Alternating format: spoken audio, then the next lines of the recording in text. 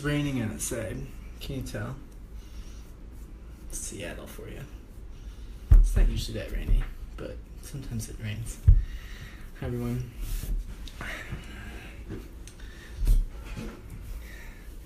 Hey, guys. My name is Zach. Welcome to Real Progressive's Trending Topics. We'll give it a few minutes to let a few people join. Why don't you type in the comments and let me know where you're from. I'm out here in Seattle. Just kind of got out, just had to walk a little bit in the rain, so my hair is a little wet, but I should be dry by the end. Can you guys hear me okay? Hey, what's up, Robin? Where are you guys from? What are you drinking? Hey, Shane, what's going on? I don't have my papers today. I feel like just some freestyling. Just here like a talk show host. Oh, we've got a good number of people already. Hey, Stevie. So everybody, tell me where you're from in the comments and tell me what you're drinking. And if you've been drinking or if you've been enjoying whatever vice makes you feel nice, tell us about that. I've got a little bit of a green buzz here in Washington. We have that. It's legal, so it's really nice. And I'm going to have a beer. Also, this is probably going to spill everywhere, so wish me luck. I have it.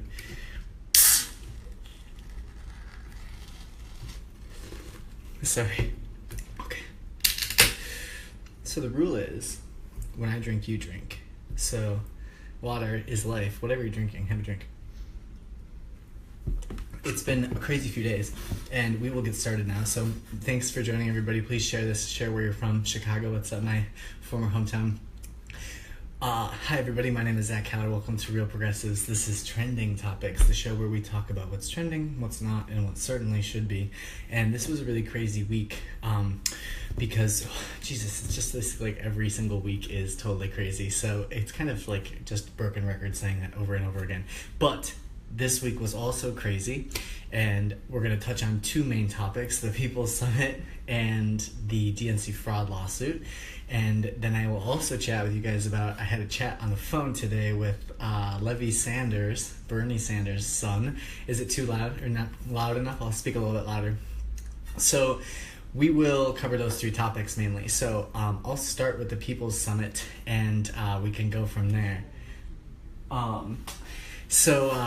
As some of you may know, I was very vocal this past weekend about the People's Summit, and I did a live stream here on Saturday, and wrote an article that came out on Monday, and just to kind of summarize everything. So basically, the People's Summit took place in Chicago this past weekend, which was an event that started last year, and the event happened a couple weeks before the DNC last year. So at that time, it was still a primary. Bernie was raking in all this money.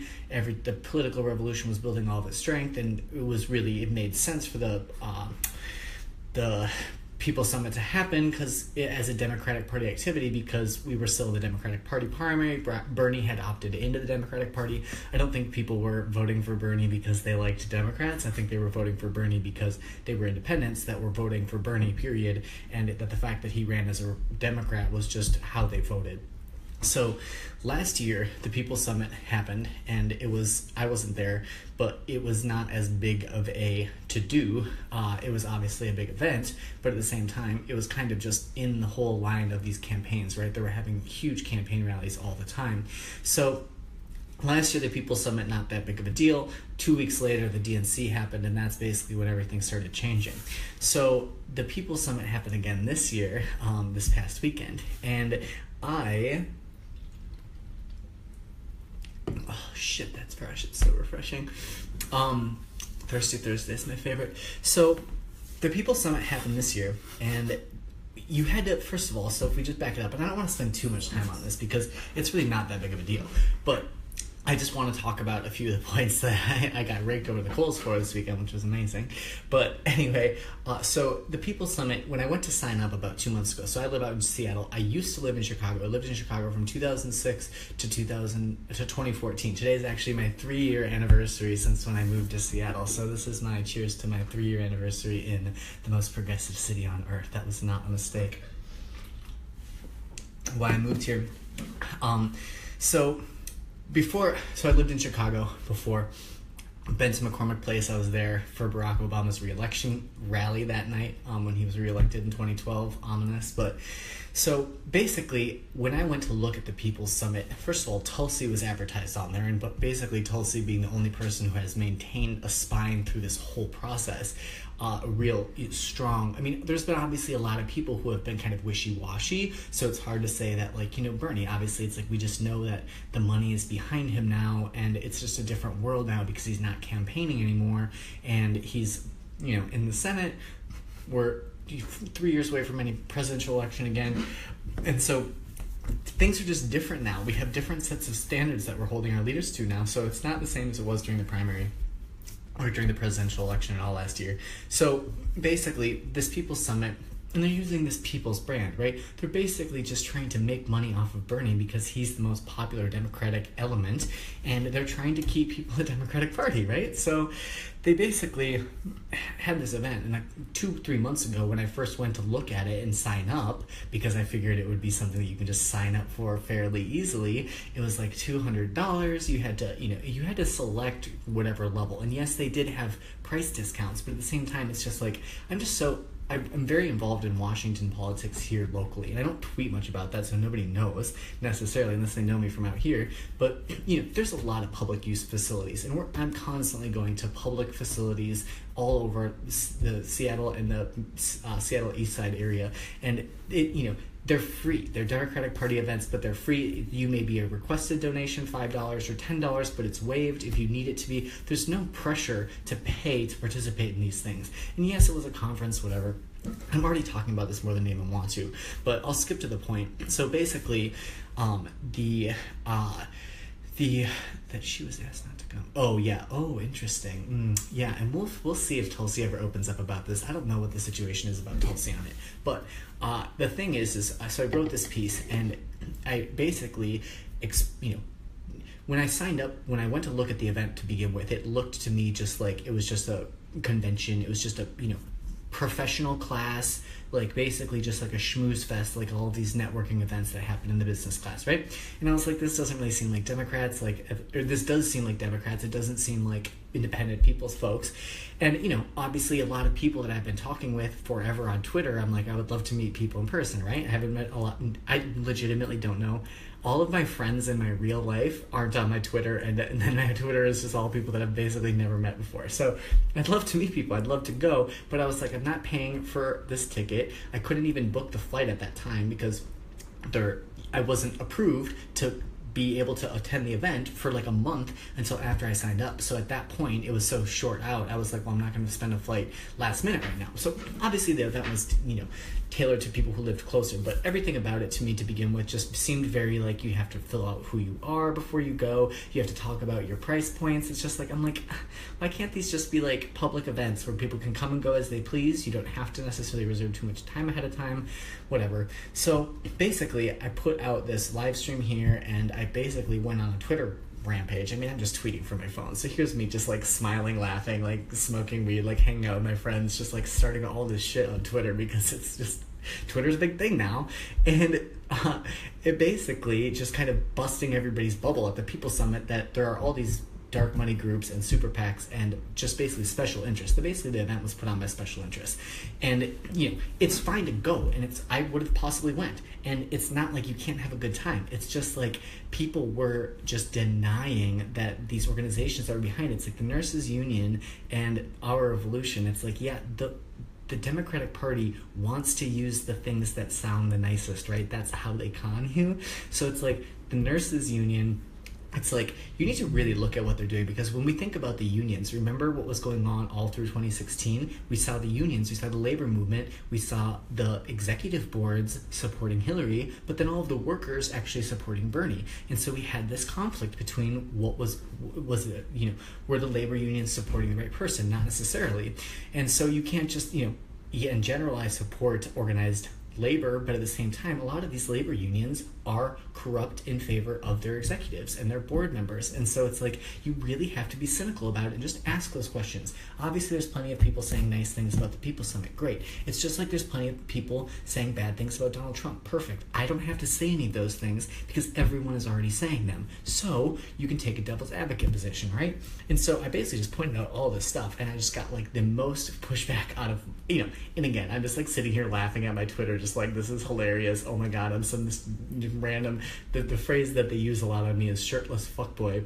And I'm just like, I'm just a shirtless fuckboy on Twitter, and here I am, like, pissing off every single person at this event, whoopsie doodle, but nobody could answer my questions, and people were just saying, Zach, you're lying, you're smearing, and all these things, and I'm like, just debunk something, it's fine. If you can debunk something, try me. If you can't, then just accept the fact that if you choose to organize a group that's a 501c4, so 501c4 is the term for, so dark money is a term that's used to describe 501c4. And 501c4 groups don't have to disclose their donors. So they can if they want to. They can give partial disclosures, but they're not required by law to give full disclosure. So that's why it's called dark money, which is different from a super PAC. Soft money is a different thing. There's all these different types of organizations, and that's part of how they confuse us. And so people are like, Zach, it's not all dark money. It's like, well, it's a general term. You could specify it. It's complicated. And the general gist is that you should just always be paying attention to this. And if any groups are choosing to use organizational entities that don't require them to be just transparent in what they're doing, you just have to ask why. They wouldn't operate in the dark if they wouldn't want to. They're not being forced to be a 501c4, right? So you just have to be really skeptical.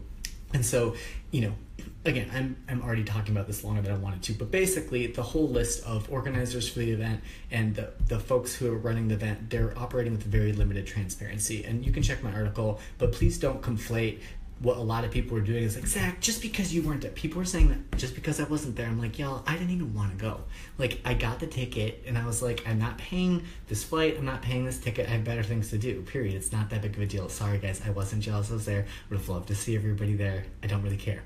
Secondly, people were like, oh, it's like, oh, the other thing that people thought was like, when I watched my video back for a second, I usually don't, but I watched a little bit of it, and it kind of made it seem like I felt like I deserved to be speaking there. I don't care, obviously, whatsoever, but I was giving examples as to what the People's Summit could do if they wanted to prove to the American public that they're trying to do things to incorporate the people's perspective more. What they would do is have Tim Black host events, have AJ Goodman host events, have Debbie host events, fly Caitlin in from Australia. Like, they would be doing things like that. It's not about me. None of this is about me, obviously. This is all about the movement, and people were making it about me because I was the one giving them the bad news. And it's like, please, I've gotten so much shit on Twitter for so long. Like, I was shitting on Hillary on Twitter all of 2016, guys. Like, I've been through all of the drags before. Like, it just cracks me up because 2 years ago I had 400 Twitter followers and I was just a random ass person, and now my Twitter is like, just like, I can say a few things and then I'm legitimately pissing off the entire progressive leadership of the Democratic Party. Like, never underestimate your Twitter profile, because like, it's crazy, but that's part of the Trump environment. Is Twitter is a big thing now, and the truth resonates. That's the thing. If you say the truth, it permeates, because when anyone hears the truth, they either know it's true or they can check and they'll find out that it's true, and that increases the likelihood that it's going to keep enduring. And so if that's kind of why my tweets probably end up getting more publicity or whatever, getting more visibility, is because it's true. And it can be, the more true it is, the more likely it is that people will identify it, latch onto it, and share it, than if you're trying to spin it in some way, because then you have to agree with a person's opinion on something. You have to have their same backstory, their same bias. That's unlikely. That's all the more reason the truth endures much more than lies do. So, I hope people read my article that I put out, because I think it touches on a lot of interesting history. So here's the weird thing about the People's Summit was this media panel, and Nomiki Konst, like, she was so ridiculously hypocritical. It's like embarrassing, because I don't want to be so like mean about a person, but she said so many things that were complete bullshit. It was like, how do you expect to have anyone's respect in this room? She's on the DNC's Unity Committee, and she's like keeping it quiet, like, or at least on these, at least when she's presenting on these events, right? But they know they're streaming. So maybe she was telling people at the event, oh yeah, I'm on the Unity Committee. I don't know. I don't think that she would want to volunteer that because they were hiding the fact that it was a Democratic Party event going into it. And then as soon as it was over, all of the PR came out like, oh, Bernie's taking over the Democratic Party. It's like, I don't know that that was everybody's plan going there. But then when you look at the Young Turks and see how they're completely ingratiated with the Justice Democrats, brand new Congress, all of the donors, I mean, it's all basically the media, the left media network. And they were pretty straightforward about calling themselves that. But then they bashed the people on the right, and CNN, basically kind of middle right, whatever.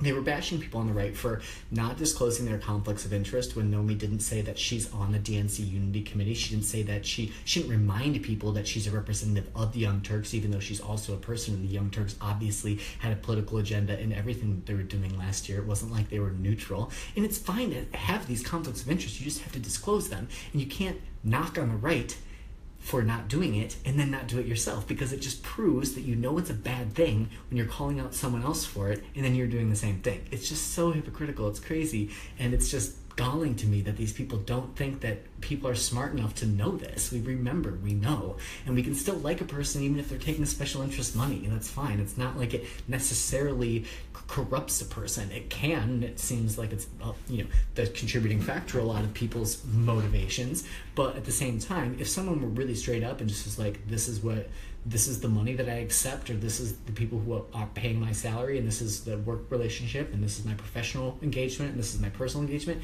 If you talk soberly about that stuff, people can tell, and sincerity goes a long way. None of these people are sincere whatsoever. There was a tweet, I can't remember what it is, so I'm not going to even talk about it, but just these Young Turks folks they are the media establishment. And the most shocking thing to me that they said in this shtick was that that we should, like, they're telling us who we need to listen to for media, right? So they said, and we need to watch for these 4 groups, because I think this is really exposing that.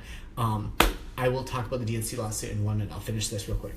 The really exposing thing about the People's Summit was in this Young Turks panel. They said that there is a confederation of media entities that we should trust: the Young Turks, the Guardian, The Intercept, and Real News, which is Nina Turner's new thing. So basically, Winnie Wong told you that these are the allied media that you need to trust. They called them the Allied Left, and she referred them as a confederation of media entities that are challenging state power, which is legitimately completely the opposite. It's the exact Orwellian speak, where they're saying challenging state power. No, as we saw, the entire mainstream media conglomerated behind closed doors to support Hillary Clinton and tried to enforce state power, the state power being the Democratic establishment that was in office with Obama. Legitimately, the media tried to use a private confederation to control and assert state power. And Winnie Wong was up there saying, oh, this is a confederation of media that's going to challenge state power. And it's like, I know that you think that we think that you're doing that because you're calling it Trump bashing, challenging state power, but it really needs to be more nuanced than that if you actually think that we're going to believe you that you're challenging state power. So that media panel was kind of really exposing to me, and I think that people should really look more into that and be really critical of the Young Turks, because I think that they're going to be kind of our media enemy number 1 going forward, because they want to be cool and they want to be like independent, but at the same time they're corporate, and we're going to be taking all of their subs. We're getting a lot of new subscribers in the indie media world, and the Young Turks are the people that are losing directly from that. So just be skeptical. Now, I will talk about Wong, no good. The tweet that she responded to from the Green Party was, I wish that would have happened before. I don't know if you guys saw this, but the campaign manager from the Green Party, this is in my article, he posted that Jill Stein and Jamu Baraka weren't allowed to speak basically at the event. And Winnie Wong responded and said, "You're dumb, spelling you're wrong, grammatical error, you're dumb, go win some municipal seats."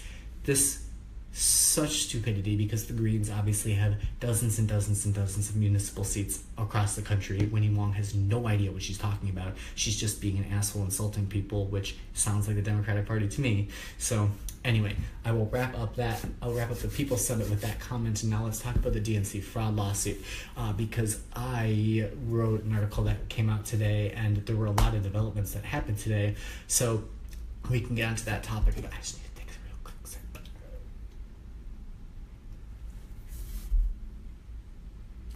Where is this from? It's really good. It's local. So, DNC fraud lawsuit. Let's talk about that. So, I also just published this article today, called Plaintiffs Seek Motion for Order of Protection in DNC Fraud Lawsuit. So basically Levi, I'll talk about him. I'll talk about him at the end. The Levi's conversation isn't that exciting, unfortunately, but I chatted with Bertie's son for about an hour earlier today, and it was okay. But I'll talk about that after I get to the fraud stuff, because I know a lot of people are curious about the fraud stuff, and I want to get done with that. So basically, where we stood with the DNC fraud lawsuit is we had the last thing that we had kind of heard about was this mysterious call that came in on June 1st. Everybody probably remembers a few weeks ago, at the beginning of the month, Jared and Elizabeth submitted a notice to the court that said they got this weird call to their office. One of the folks at their law firm answered a call. It was using a voice masking software. The person didn't identify him or herself, and the staff member, provided some casual information that's publicly accessible about the lawsuit, and they basically moved on. And it was just kind of weird. But the thing was the number on that call was apparently from Debbie Wasserman Schultz's office. So by the time they looked up the ID number on there, it was supposed to be from Debbie's office. So they let the court know, look, we got this weird call. We don't really know what it was, but it said Debbie Wasserman Schultz's phone number on there. We have to let the court know. The court needs to be aware of that in case this is unsolicited contact from the defendant, and that's basically it prompts the other side to respond to it so you can kind of figure out what's going on. So June 1st, they get this weird call. Elizabeth submits a notice to the court letting them know that this weird call took place, and then the DNC lawyers responded right away saying that they had no idea. It was a really weird wording, and I mentioned this in my article, and so take a look, but the wording of it was really weird, and this is what you have to really think about is like lawyer speak, and look at the very specific wording of these statements that Debbie Wasserman Schultz and the Democratic Party make, because a lot of times they are very sly about how they phrase things to get things passed, like on legal record, right? So they basically said no one has any knowledge of that call happening and it wasn't authorized. So the most important part of the Debbie Wasserman Schultz's response about that mystery call was that no one had any knowledge of it. And it's like, that clearly means that it could have still happened. They're just saying that no one had any knowledge of it. And then you flash back to all these times where Hillary Clinton is saying, I don't recall, I don't recall, I don't recall, I don't recall, because that's like the most compelling excuse you can give is just you forgot something. So that call may or may not have come from Debbie Wasserman Schultz's office. Who knows? I don't have any opinion. I don't think it really matters. Seeing the response to this stuff is much more telling than actually trying to figure out what the nature of these events originations were. So that robocall happened, and I chatted with Jared and Elizabeth that weekend. I was up in Vancouver, as you may remember, and it's crazy to think about that weekend that these other things were happening, and we just didn't find out until now. But basically, as soon as that mystery call happened, the next 2 days, the next 48-hour period, there was a series of 3 different events that were all absolutely very bizarre. First event, and these are really kind of muddled. It was really hard to write this article and get everything straight because they were kind of happening ongoing. So review the article, and I updated it after the judge issued the order today, or he denied the order basically. So basically 3 weird things happened in the aftermath of that robocall, or not a robocall. That's a bad term. I've accidentally used that. It's a mystery call. I say robot like a robot voice, but it's not like an automated call. Somebody was on the phone. So that weird mystery call came in on Thursday, June 1st. Now, then, June 2nd, Friday, so Colin O'Brien, who's another one of the attorneys that's representing the plaintiffs on the case, so it's Elizabeth Beck, Jared Beck, I love you all, and Colin O'Brien. So Colin got 3 calls on June 2nd, and the first one, the person identified himself as Chris, and it was a short chat, and basically, Cullen told Chris anything about the DNC fraud lawsuit. He asked for Colin O'Brien by name, so that's weird. And we obviously are all reading about the fraud lawsuit because we're following indie media, but, calling them up, you can, obviously it's normal to send an email or to, make a casual request for information. If you do calling someone is a little bit aggressive. So Colin gets this call says the person asks him by name, and then they ask, are you working on the DNC fraud lawsuit? And he says, anything related to this you should communicate in writing. And the guy hangs up on him. All right, whatever. 20 minutes later, sounds like the same person calls back, once again an unknown number, and this guy goes on a bit of a rant this time and says some really scary things, such as referencing Berenson Weissman's death down in Florida, which you should recall probably, the federal prosecutor that was just turned up dead a few weeks ago on the beach in Miami in Debbie's district. And then he also mentioned pitting the law firms against each other, which is really weird because that is obviously a statement that came from the person on the phone.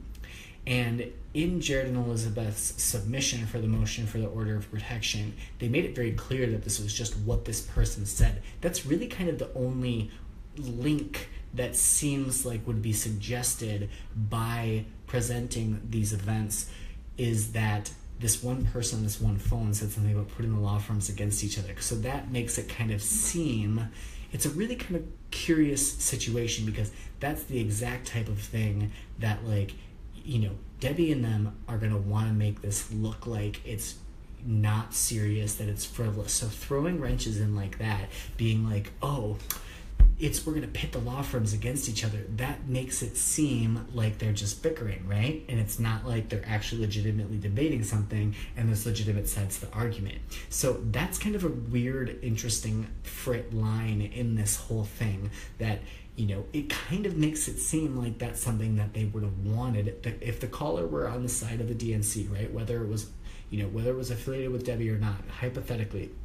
If that caller were trying to throw some wrenches into Jared and Elizabeth, the perfect thing that they could say that would only help the Democrats and hurt Jared and Elizabeth is to try and bring Elizabeth and Jared down to the Democrats' level by saying we're going to pit them against each other like we're just arguing, and not like it's an actual legitimate legal dispute. So that was a really interesting sentence in the call that happened that kind of doesn't mean anything, but at the same time, you can't just ignore that was one of the phrases that they used in addition to referencing the death of Barrington Weissman Jr., which technically has no relationship to Debbie Wasserman Schultz other than it happened in her district. There's no real evidence or proof that he was investigating anything related to her. So all of this, like, connecting the dots there, it's not, you know, the dots aren't completely connected. Jared and Elizabeth weren't saying the dots were connected when they presented this. So this Chris person called back and left a voice message later that Cullen didn't answer the phone, and that voice message was submitted to court as well. So the first event was these 3 weird calls that Cullen got. Second event was the employee who took that mystery call to begin with got a visit. This is so fucking creepy. Both of these other 2 things. I mean, it's all weird. But so she got a visit to her home. So, you know, kind of like voter registration style, showing up and knocking on doors. Got a visit to her home asking for her, and she wasn't home. And the mother of the employee mentioned she's not home, and the mysterious person that showed up at the door was like, okay, well, will you give her this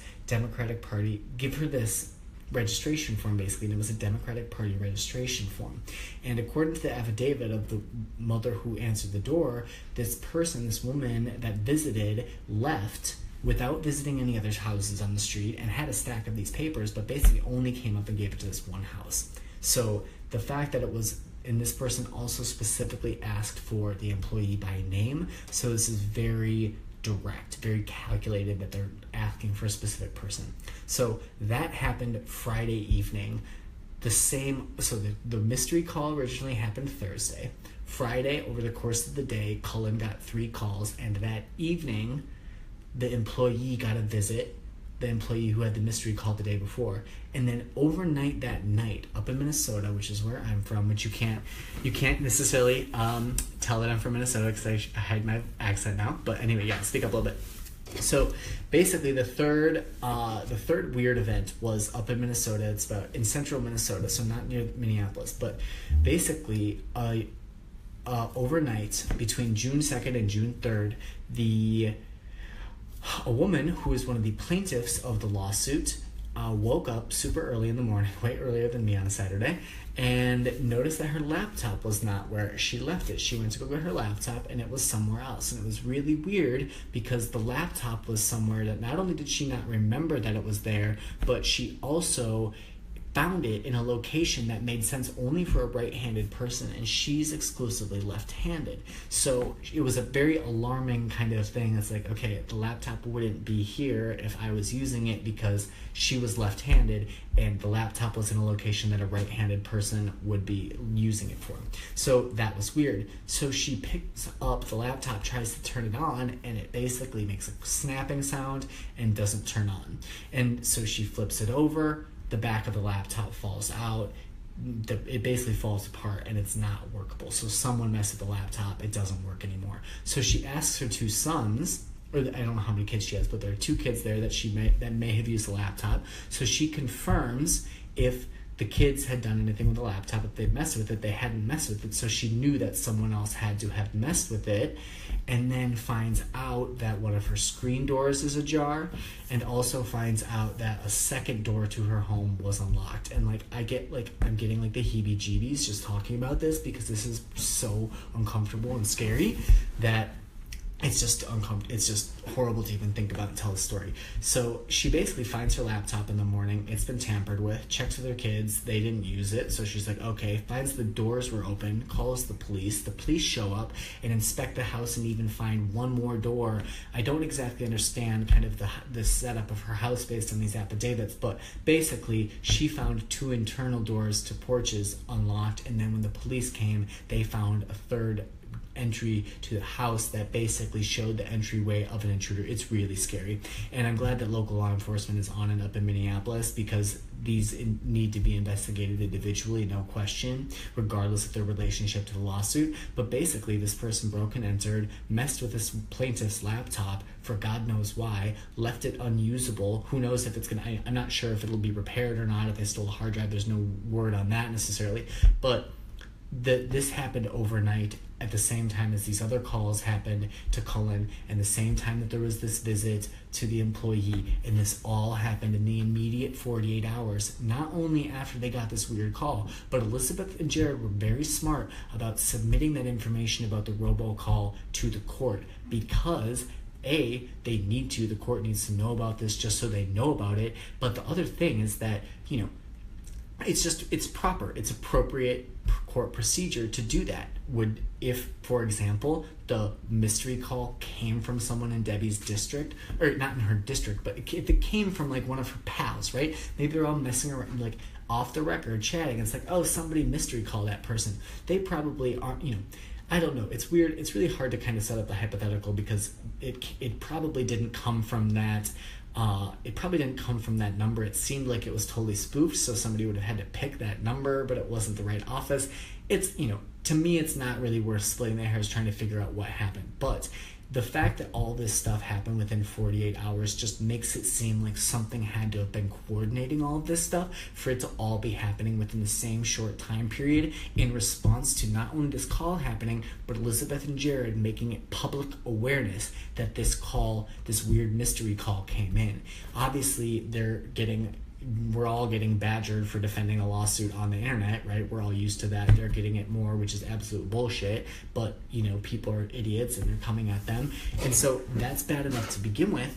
And then so it makes perfect sense, and it was absolutely correct and smart procedure for Jared and Elizabeth to let the court know about that weird call. However, the person who called probably didn't expect it to ever have that serious of a ramification. And so all of a sudden, this mystery call is on the federal court record as part of this lawsuit. And so whoever was responsible for it, if it was just some random schmuck trying to do one of these Simpsons, prank calls, obviously it made a huge splash in the lawsuit, and that's why it makes it seem like all of these things that happened after that had to have been related to the person who made the call to begin with, and there's no way that these events could have all been coordinated other than by people who knew what was going on. So it's kind of a creepy thing to think about. So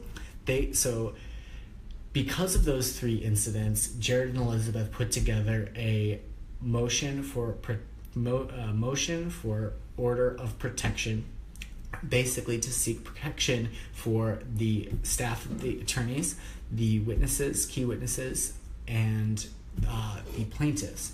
And they submitted this request to the judge, and with evidence of these events that had happened, the affidavits about the literature drop and the affidavit about the break-in, and then the phone message that was left. And it's good for the court to all have this regardless of the fact that they ultimately denied the motion for the order, right? So the court has all this. So Jared and Elizabeth submitted this on Tuesday of this week. We're on Thursday today. So Jared and Elizabeth submit this Tuesday. Then I start writing, blah, blah, blah. I finish the article. I'm like ready to write it this morning, or I'm ready to publish it. And then this morning, the defendants respond. So basically what happened was Jared and Elizabeth submit their motion for protection, motion for order of protection, but you can abbreviate motion for protection, right? So Jared and Elizabeth submit their motion for order, and that gives the defendants an opportunity to chime in on that so that Debbie and the Democrats can say, we agree they should have protection, we disagree they shouldn't, or we take no stance on whether or not they are going to, whether or not they think that they want to have any input on that. So who knows how quickly they would have responded on that. They did respond fairly quickly. It was to be determined how fast that would come back. It came back today, and the Democrats released a very interestingly icy, and I thought it was just so guilty, just completely like, this is how guilty parties act, when I saw what the Democrats put on the court record in their response to Jared and Elizabeth's motion for protection. They immediately jumped in. They basically said, we have no stance on this, which fine, like, okay, but in the previous response to the call, they said that they were very concerned that the call had happened. So it actually did seem like these lawyers had a concern for how the case was getting litigated, in terms of like, oh, we're going to at least act like we're doing the good job. We're going to say, I'm concerned about this, because that's what good people would do, right? Because character affects a case, right? So you kind of have to look at the character of the defendants and character of the plaintiffs to kind of evaluate the how truthful you expect them to be, depending on what you're discussing with them.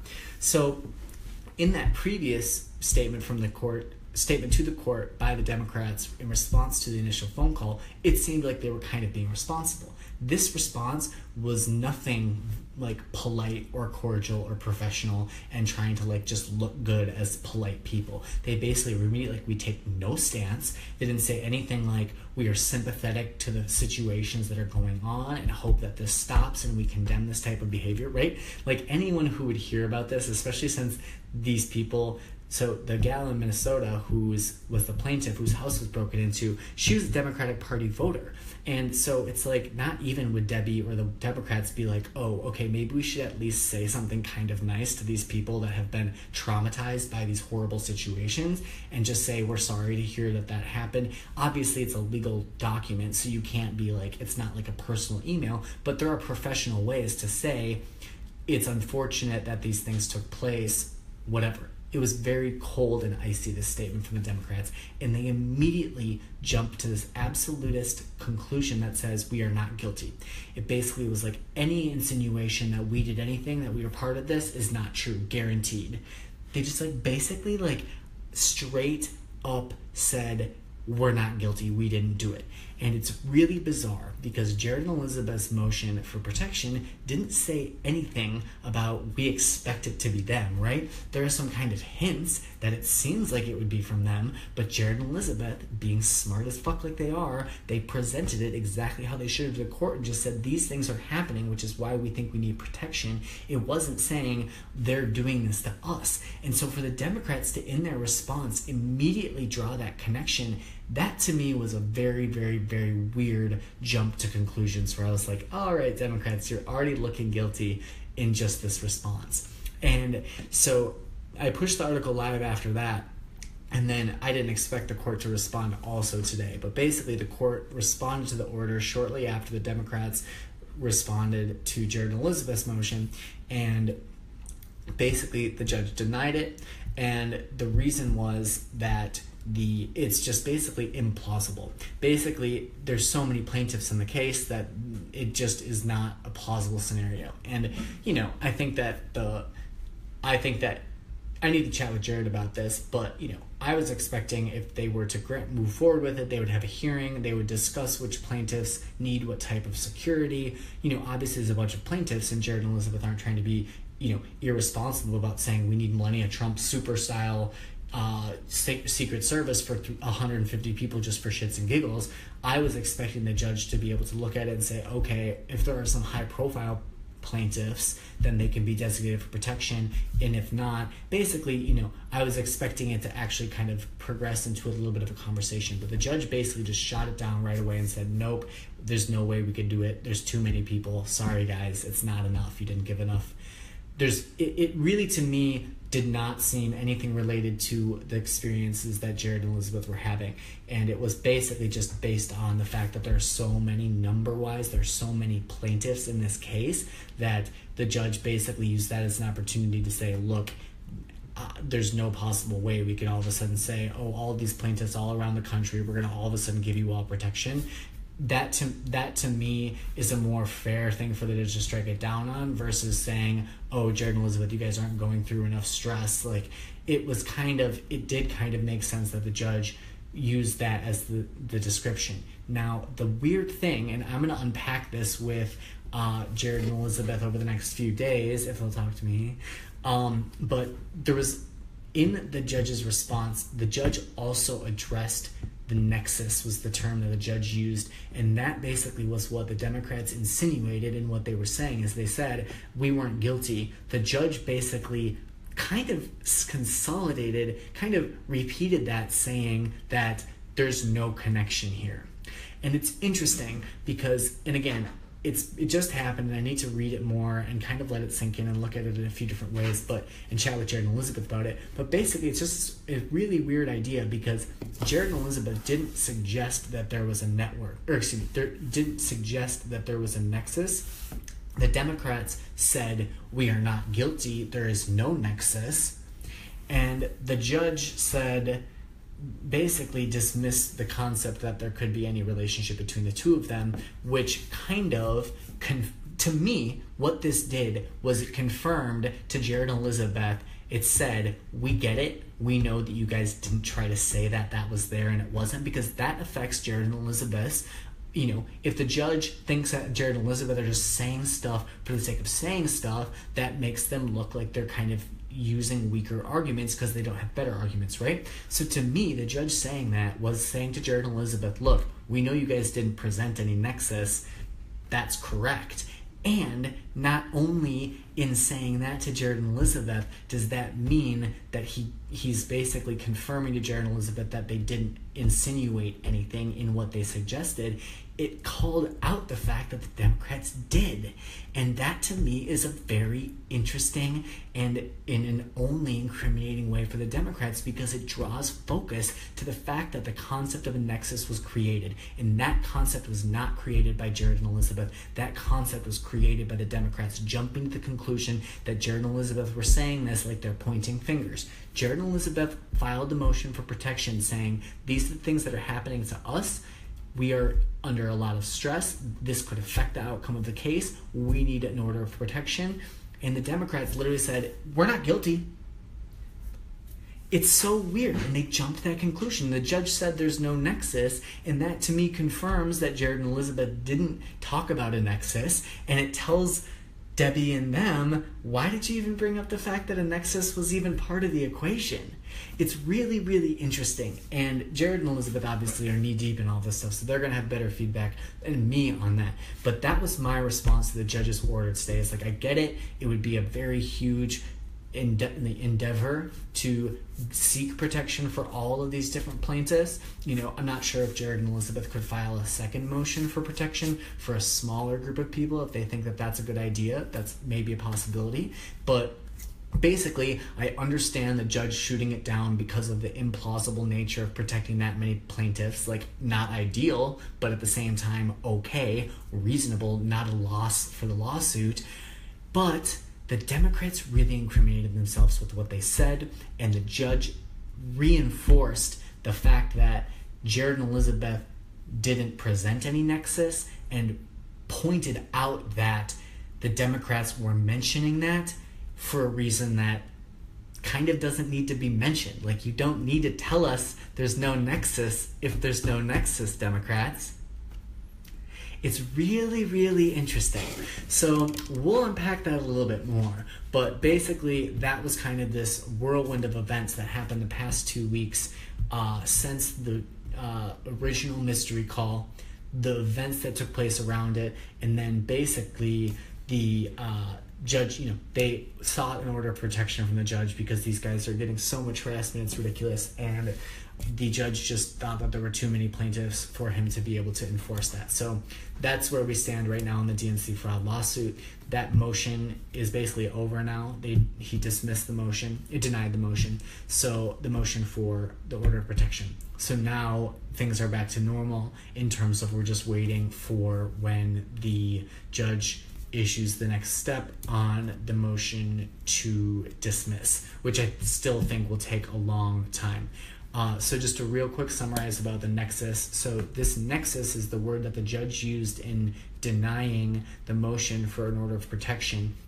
And the nexus that he's describing is the concept that the mysterious events that happened to Jared and Elizabeth's staff and plaintiffs over the course of June 1st, 2nd, 3rd, those things looked basically who would go out of their way to do that except for people that are trying to help the Democrats, right? So whether it was the Democrats or not, the only people who would do something like that, the only thing that they're doing is helping the Democrats in doing that. So that's the intention of it. Who the people are doing it, who knows? But Jared and Elizabeth approached it in a really level-headed and even-keeled way where they just said, these are happening, this is why we need protection. The nexus was created by the Democrats connecting those three events that happened to the likelihood that the Democrats were behind those three kind of harassing events that happened. So basically, Jared and Elizabeth said, we're being harassed, not saying anything about who harassed them, right? We're being harassed. The Democrats said, we didn't do it. And the court said, well, you aren't being harassed bad enough for me to try and figure out a way to protect 150, 200 people, but we didn't even ask who did it. It didn't have anything to do with who did it, Democrats. It had nothing to do with who did it. It was a matter of, is the motion for protection granted? It wasn't any statement on the connection of these two law firms. And that's why it's really interesting how it ties back into this phrase that was used on this phone call that said we're going to pit the law firms against each other, because that gives it the sense that there is a nexus, even though the way that Jared and Elizabeth presented that wasn't like they were buying it from the person. They were presenting it, and the Democrats, either probably stupidly one way or the other because they're all idiots, jumped to that conclusion. And the judge said, there's no conclusion to jump to. Sorry, we can't approve your motion, guys. But why did you jump to that conclusion? So we will unpack that, and I might write a separate little blurb about the court's denial, just to explain this a little bit more, if after I chat with Jared and Elizabeth, I find out that there is a little bit more meat involved in that event. So let's see here. Oh, we've got, is it only 5 more minutes? Oh yeah, okay. Well, I mean, I can go over a little bit, but it's almost 8. So third topic. So I talked to Levi Sanders today. So, and I was mispronouncing his name. It's not Levi, it's spelled Levi Sanders, but Bernie's first son's name is Levi Sanders. And Levi, I've seen online a little bit. I've seen his name pop up here and there, but I don't really know much about him. I've seen that he's been campaigning for a neoliberal in New Jersey for governor, and that's basically as unexcusable as it gets. So I'm like, what are you doing? You're not being a good Sanders. Basically, that was my casual view. I can't believe I'm talking so much. It doesn't give me time to drink. It's really stressful. I need to have fewer things to talk about. So today, my piece about the People's Summit, which basically puts all of the People's Summit folks on blast, which are progressive Democrats, right? Puts them all on blast. Not saying they're irredeemable, just saying be transparent, be accountable. And then the second thing is, putting the TYT element on blast, basically being like, look, this looks like the media's strategy, trying to tell us that the Young Turks, the Guardian, the Intercept, and real news are the news that we should trust, which means to me those are the last four that we should ever trust. And we've seen that the Intercept is compromised now by this reality winner disaster. That basically was the rest in peace gravestone for the Intercept. That's a shame. But anyway, that's part of the reason why they probably wanted to compromise it, to be like, oh, that's a good one that people are going to believe. And now they're telling us to believe it, instead of just being like, oh, you intelligent human beings can figure out what news is legitimate yourself. So that to me was the biggest situation with the People Summit, was the Young Turks. But then I also commented on the organizers and the sponsors and the groups that are behind them, because they're all kind of connected. And they also excluded Shama Sawant, who's the most amazing progressive activist and the city council person here in Seattle, who was responsible for Seattle's $15 minimum wage push. She's done tons of amazing work here. She's basically at every event speaking up for the working class and the marginalized at every possible opportunity. She's really, in my opinion, she's up there with Bernie and Tulsi as one of the most, Bernie's kind of fallen from grace. Obviously, it's kind of different now, but Shama Sawant is who we should have leading all of the People's Summits, period. I don't think she was born in the United States, so she can't be president, so it's really stressful, because she or Tulsi would be like my perfect. Tulsi's foreign policy experience, and her experience in the military is uncomparable. But between her and Shama Sawant, those two are the most principled leaders that I think that we have right now. And Shama Sawant has made so much impressive, incredible movement in terms of getting workers and the working class results in Seattle, that she knows how to get results. And so she was excluded from the conference, but they sure as hell had Van Jones from CNN there. It's like, are you fucking kidding me? Like, they're obviously not even pretending to make it a People Summit, whatever. I've already passed that point. But this morning, I woke up, and like I do, I'm like, oh, let's see what's going to be on the internet for me waiting today. And I see that Levi Sanders, and he friended me on Facebook a little bit ago. And I didn't really pay attention to I don't really look on Facebook. I just post and respond to whatever people put on mine, I guess. But Levi added me on Facebook a little bit ago, so I guess he comes up on mine. And so when I woke up this morning, I opened my Facebook, and Levi put on there, and I think it was actually you, Jessica, or somebody had commented on it. Maybe that's why I saw it. But basically, Levi said, this guy has something for everyone, or he made some comment about me putting everyone on blast. And it was a really interesting comment that he made, because it did sound snide at first, but then when you read it, it's actually kind of ambiguous, where he could be saying, this guy puts everybody on blast, he's a badass, or this guy just puts everybody on blast, what an asshole, he's just a total cynic, total devil's advocate. So it's like, it was an ambiguous comment, so, I kind of thought that was funny about it. And so, of course, I made sure when I tweeted about it to make it, to point out that it's a positive thing that I put everybody on blast, because guess what? Everybody's corrupt, basically, so we got to put everybody on blast, and that doesn't mean we can't still vote for those people. We have to end up voting for them anyway, but we still need to be in the habit of putting them on blast at all times, because you can't let anyone get comfortable, because as soon as you start to let them get comfortable, that's when they start to take advantage of you. So you have to be really diligent about it, and it's not that big of a deal if you just ask for accountability and transparency. And if people start freaking out when you ask for accountability or transparency, those are two very basic things, and they should not freak out when you ask about it. If they freak out because you ask about it, that's a bad sign, and it means they probably don't have a good answer for those questions, and they don't want people to know what the real answer is. So accountability and transparency are the first two things that you can ask for. They're very casual things to say, and they're basically in a stump speech for any politician that wants to be out there and saying, oh, I'm trying to hold accountable, I'm trying to be transparent. You can say that, but if you're not walking the walk, we can see that, and the concept of transparency and the concept of accountability come down to being honest about what you're doing. So it requires you, if you're going to say I'm going to be accountable, I'm going to say I'm going to be transparent, you actually have to be both of those things. And it's pretty fucking easy for people to notice if you're not being accountable or transparent, because those are the most straightforward things you can observe about a politician's actions and what's coming on in terms of their conflicts of interest, where they're getting their donations, what their special interest relationships may be. So Levi posts this on his Facebook and doesn't tag me, and so I don't didn't really think too hard about it, but didn't tag me, but I saw him posted on there, and I'm like, well, this is good news. This means Burno knows about me. This means Tim Black so Tim Black called me up, and I'll get back to the Levy thing. Don't let me forget. I'm gonna go over like 5-10 minutes. It's fine. Hi, it's a sharing thing. So Tim Black was at the People Summit, and I wish he would have been on stage. They should have had him on stage, and I know that he was super busy meeting and greeting and doing all of his different shows, and I saw him do a little interview with Jordan. That was sweet, wasn't it? Oh, it was. But Tim was basically checked out in terms of, I don't really tweet at Tim necessarily that much. HA and I talk regularly, Katie and I talk regularly.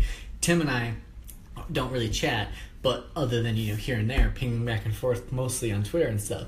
But I knew that Tim was, I'd seen him with Nina Turner. I knew that he was, he and Mike Sinato were there. And, obviously a lot of good people went to the People's Summit. Like, I love that everybody was like, Zach's so bitter he's not there.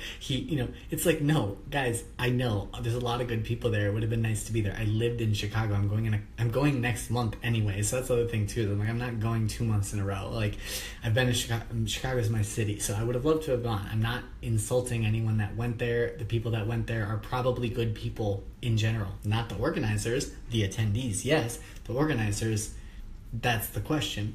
So Tim went, and he did a video that you should watch. And real quick, just to mention this. So in the video, he calls me out, and just for I didn't watch the whole thing, but at one point, I clicked in, and he's like, Zach Haller, you run for something. And it was funny because he was like, Debbie, you should run for something. Like, all these people that aren't there, you should run for something.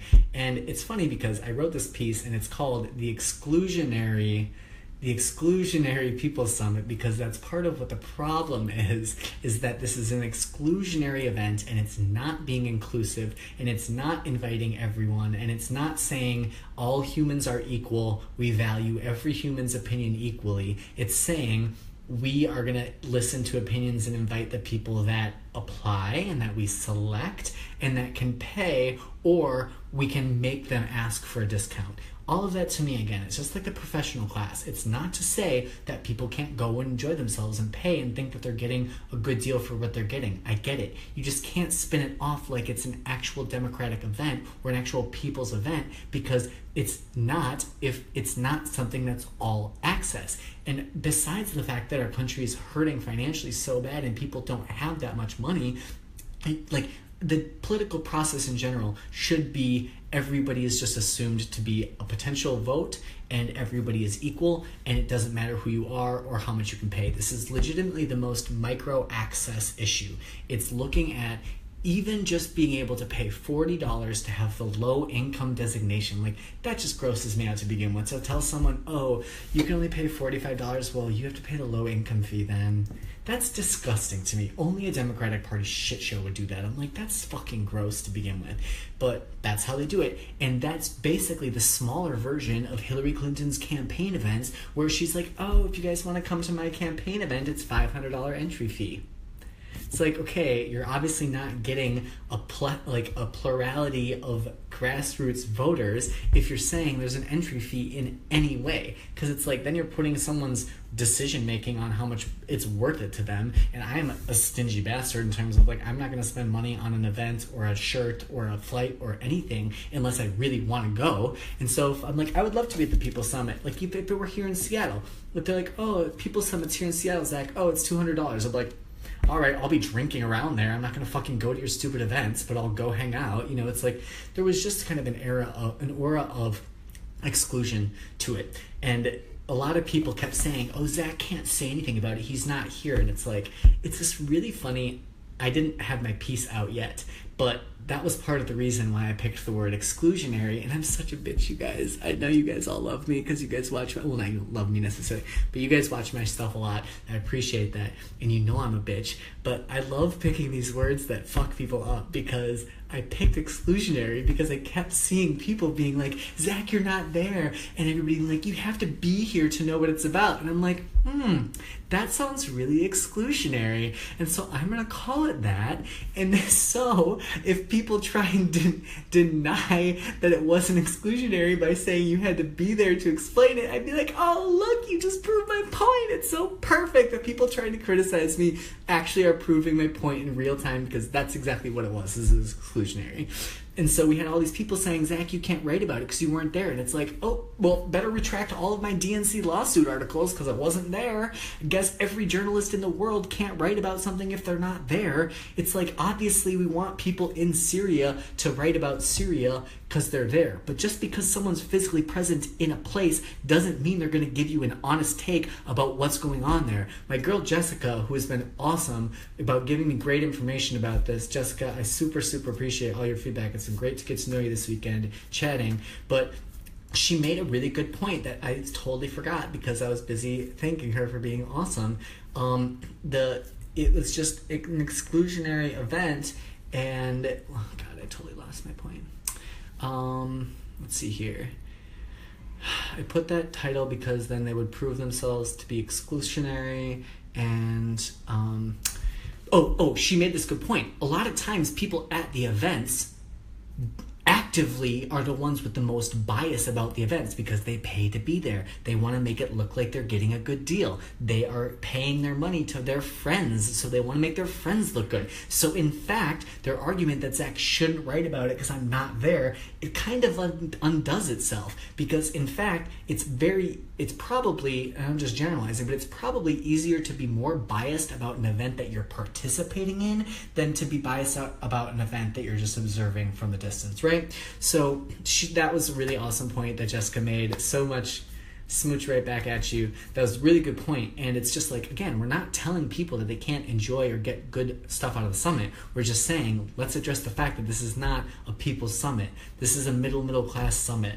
And if we want to talk about like the Democratic professional class that failed miserably because they couldn't even get elected against Donald Trump, like, why would we give, I mean, these are literally the idiots that lost to Trump. Why are we giving them our money? Why are we giving them our time? Why are we telling them they're leaders? Why are we telling them we forgive them? It's bullshit. These are the biggest idiots in the fucking country. Like, sorry, the organizers, not the people at the event. Obviously, it's the organizers who have made so many poor decisions about how to run the party that they lost to Donald Trump. The Democrats are losing seats left and right, and they're trying to tell us, pay us money to come listen to us, and we're going to tell you what to do. It's like, you guys suck at everything and you can't win elections. Why would we tell you that we trust you to tell us more, and in fact, why would we pay you for that insight when we've seen in real time over the last year that you fucked up the most easily winnable election in American history? You want us to pay you for your advice? We saw how far that got us last year. Sorry, I'm actually actively rejecting your advice because yours is a losing strategy. So, Levi, my conversation with Levi, though, I'm going to real quick about Tim Black.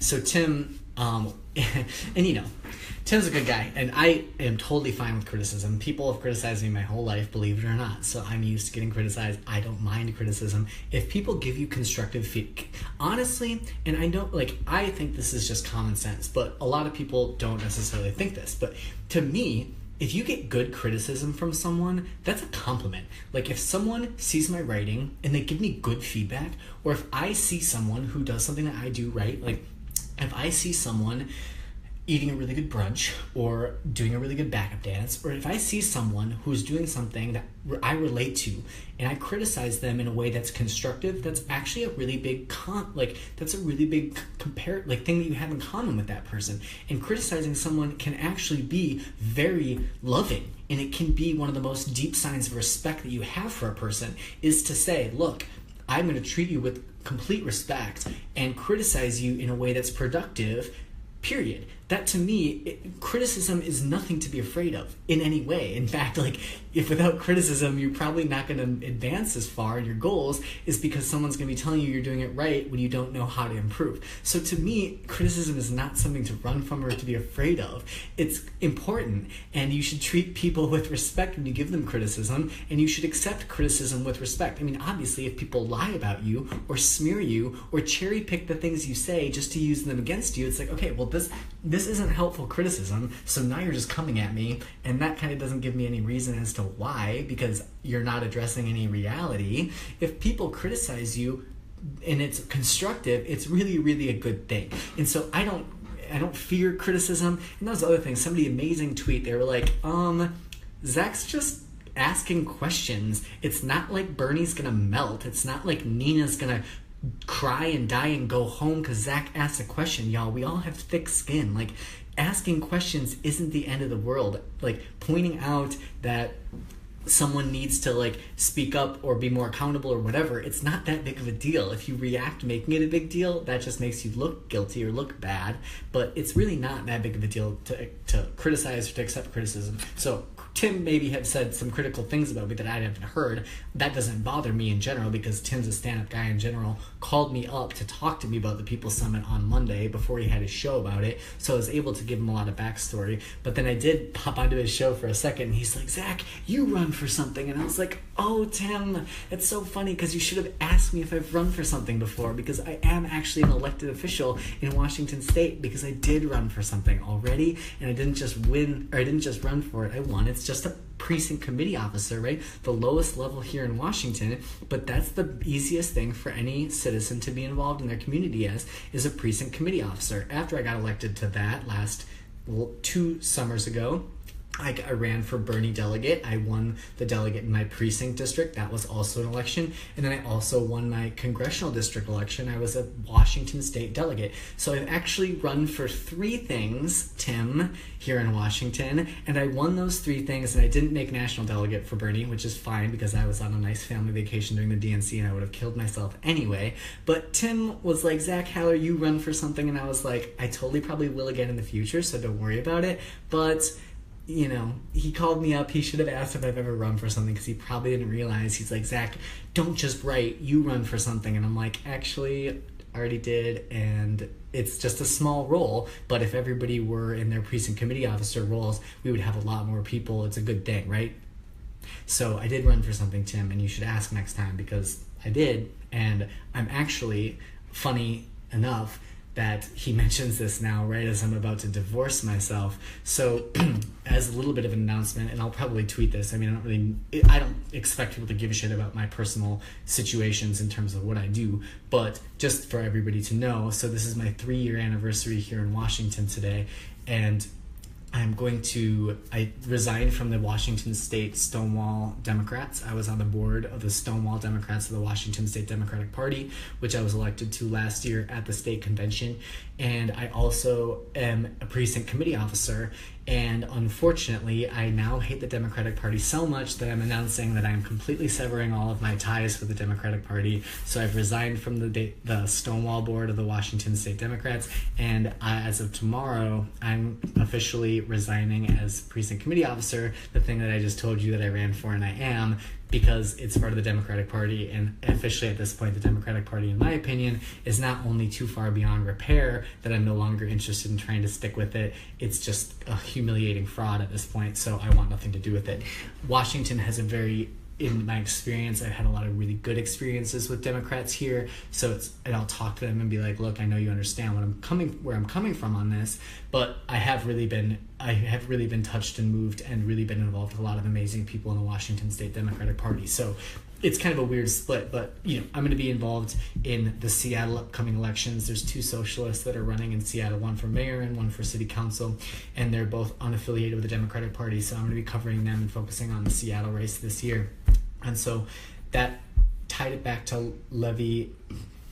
So Levi, basically, real quick, so Levi was talking to me, and we chatted for like an hour, and I wasn't sure exactly what he was calling me for. I was like, are they sending him to talk to me? Is this the latest person that's going to talk to Zach and try and get Zach to shut up? Because I will tell you, a lot of people this weekend, and I'm not going to tell you, a lot of people are like, Zach, shut up. And some of them are like, Zach, what do we need to do to get you to shut up? And I'm like, definitely not talk to me with that kind of tone, because it makes me appreciate my actual humanity when people tell me that they want me to shut up, because this all I got is myself and my soul and my voice, so I'm about to use it. And if someone wants me to shut up, that means I'm saying something that's triggering someone, and I don't know. That's kind of a good thing for me. But anyway, so Levi was like, kept reinforcing on this phone call. I wasn't sure why he wanted to talk to me. And he kept reinforcing on this phone call how we need to be the ones to lead the change, and we need to fix the party. And I was like, dude, over and over, I was like, dude, I am not interested in fixing the party, period. I am not interested in fixing the party, Levi. So if you want to fix the party, go ahead. And then he's like, Zach, but the third party, it's never going to happen. And I'm like, man, I'm not here to debate with you about how well a third party is going to do. All I'm here to tell you is I'm not involved with the Democratic Party anymore. I will sure as fuck vote Republican before I vote Democrat at this point. And obviously, if all of the Republican candidates are awful, then I won't necessarily. But at the same time, people keep telling me that Republicans are bad, and it's like, actually, sorry, the Democrats were the party that was at war for 8 years, and it really doesn't get worse than war. So for me, it's like, okay, yeah, the Republicans were bad before Obama, and they're still bad in general in terms of being assholes and completely incompetent in Congress, but at the same time, the Democrats have been the ones that have been in charge for the last 8 years, and they have not apologized for, nor shown any signs of reform. So at this point, sticking around and expecting them to change, it's just the abusive relationship analogy, where it's just like, nope, it's just like going back to your abuser, and they've sworn they've changed, but they haven't done anything. So Levi and I had a bit of a chat, and he basically, so this is really sweet. So some of you know about me, and I'll do about 5 more minutes. Some of you know about me that, oh, Jessica, let's chat about that. So some of you know about me that the reason I got into the Bernie delegate stuff and the reason I got into this campaign so aggressively is, I mean, I probably would have been tweeting anyway, but when I was young, when I was like 8 years old, I learned what the word gay was, and I was like, I'm that. And my dad would take me to the library all the time, and so I'd always look, when I started to read, I started to look for books that had the word gay in them. And I would look that up in the card catalog, and the only person that I found, basically everything about gay was bad, you're going to hell, you're going to hell, you're going to hell. And I was like, well, I don't like those books, I'm going to find a different book. So the first thing that I found when I was like 8 or 9 years old in the early 90s was Bernie talking about the defense of gay people. And it was right before Don't Ask, Don't Tell. It was like 92, around that time. And I remember when I was super young reading what Bernie was saying about gay people and how they don't deserve to be treated differently and how they are equal people.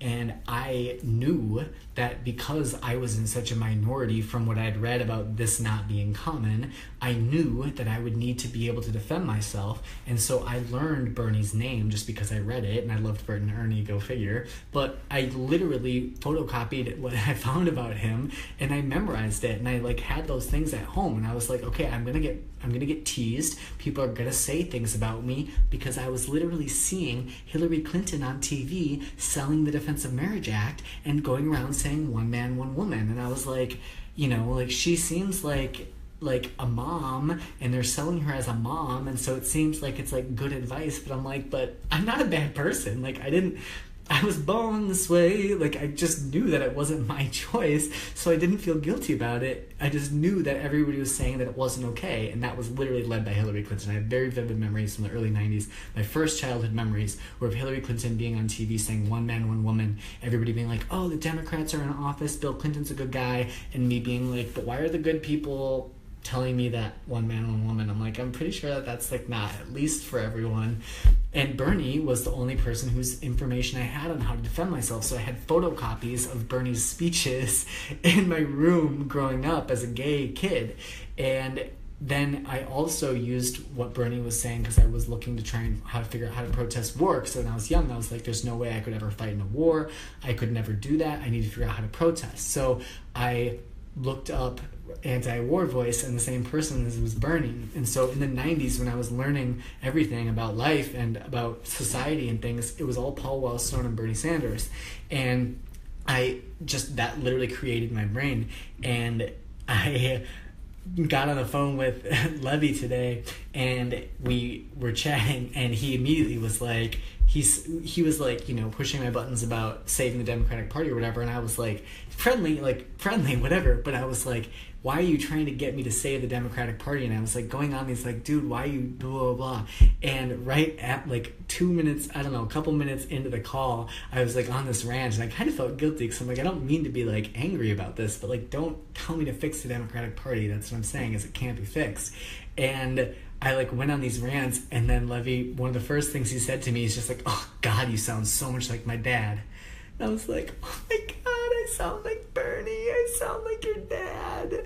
And I was like, that's funny, Levi, because the reason I sound like your dad maybe is because he literally taught me all of my political thoughts from the course of my entire life. And so that was a really sweet moment. I don't think he meant it to be a sweet moment. He obviously didn't have any idea, but I heard that same thing, like, oh, you sound like my dad, like it's a kid. And I was like, oh my God, you told me I just sound like Bernie. That's amazing. And he had a lot of really nice anti-establishment things to say, so that was good. But I did also get the sense that he is trying to kind of be part of the media network, which is fine if it's indie, if he's Democratic media. He was very critical of TYT. I don't want to disclose our private conversation. It's just a friendly conversation. But he was very critical of the right things to be critical of, and we had a really good chat, and he basically was like, call me, I wanna do a podcast, I want you to help. And I was like, we'll see. And he's like, can I get a maybe? And I'm like, I'll give you a maybe, I'm not giving you a yes. So stay tuned, and I will be chatting with Levi Sanders, and I'm going to try and pull him out of the Democratic Party, and anyone that talks to me, I'm going to try and be like, why are you even trying to save it? Go independent or go Republican, honestly, at this point.